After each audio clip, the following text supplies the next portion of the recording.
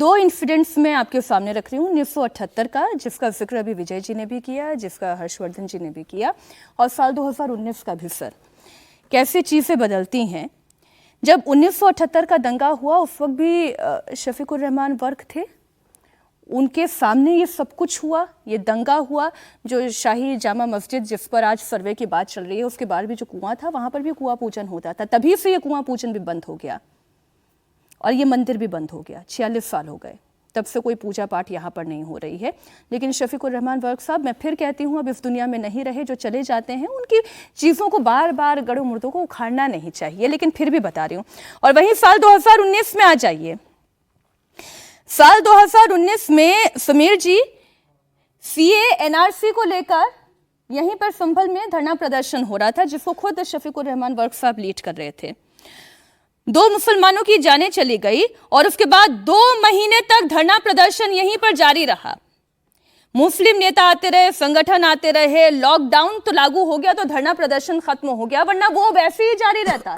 बिल्कुल। दोनों घटनाओं में आप देखिए कितना बड़ा अंतर है कि एक सांप्रदायिक दंगा हुआ, उसमें दोनों के प्रति बराबर कार्रवाई करते हुए मंदिरों के ऊपर अतिक्रमण नहीं करना चाहिए था, और अभी केवल सीए एनआरसी लागू करने की बात की गई, उसमें इतनी हाय तौबा हो गई कि 2 महीने तक धरना प्रदर्शन रहा।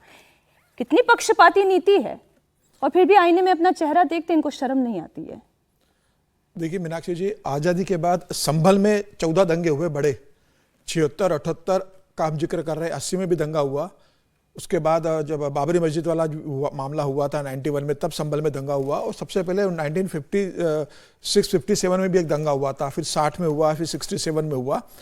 संभल में लगातार दंगे होते रहे।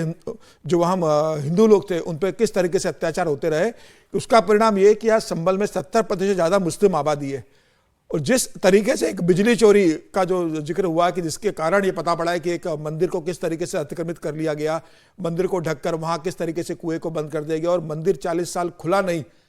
सिर्फ एक मंदिर नहीं है, आज मैं कहीं एक रिपोर्ट पढ़ रहा था कि अगर 1956 के बाद से अगर पूरी जांच अगर होगी तो संभल में ऐसे कम से कम 4 स्पॉट है जहां मंदिर हुआ करते थे। छोटे शिव मंदिर, एक राम का मंदिर था, 2 शिव के मंदिर थे, एक गणपति का मंदिर था। ये 4 मंदिर है जो वो गायब हो चुके हैं, अभी सिर्फ एक मंदिर मिला है।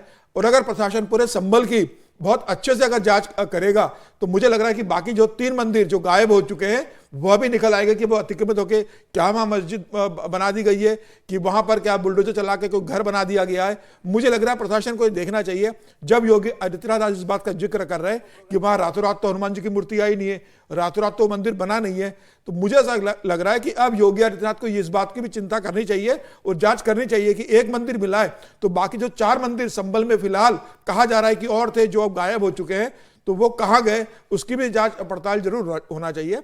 और ये बता रहा है कि किस तरीके से वहां एक खास कम्युनिटी का जब वर्चस्व हुआ तो किस तरीके से नहीं, लेकिन फिर अखिलेश जी बोलेंगे ना, अखिलेश यादव जी संसद में खड़े होकर बोल देंगे कि अगर ज्यादा खोदोगे तो फिर सांप्रदायिक सौहार्द खोदोगे, खोदे ना तो फिर क्या करें, आप तो भूल जाएंगे। कल बोला उन्होंने लोकसभा में जब संविधान पे चर्चा हो रही थी तो संविधान पे बात करने के बजाय वो इस बात का जिक्र कर रहे थे कि मुसलमानों को 2ym दर्जे का नागरिक बनाने की कोशिश हो रही है।